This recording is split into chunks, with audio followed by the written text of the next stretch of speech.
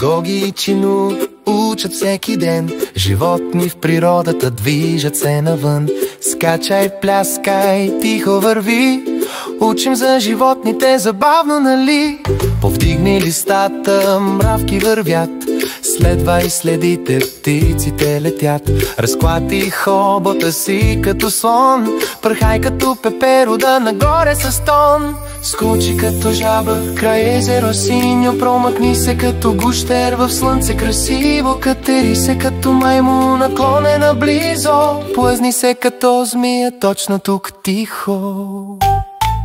Гоги и Чину учат всеки ден, животни в природата движат се навън. Скачай, пляскай, тихо върви, учим за животните забавно, нали?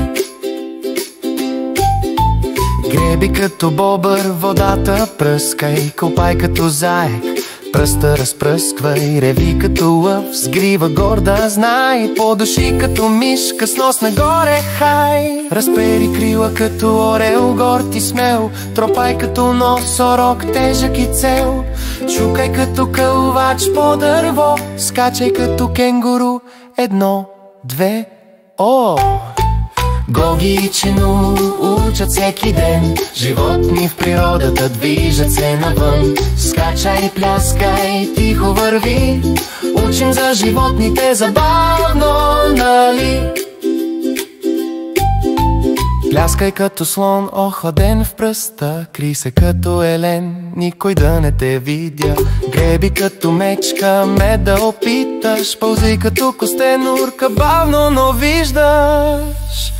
Разклати перата си като паун блестящ, плискай се като пътеш щастлив и пеещ. Ходи като рак, настрани знай, люлей се като маймуна, игрив рай. Издуй бузи като хипопотам, кръгъл и сладък. Ура за ученето, весел вик и смях. Гоги и Чину учат всеки ден, животни в природата движат се навън. Скачай, пляскай, тихо върви, всяко създание е специално. приключение, нали?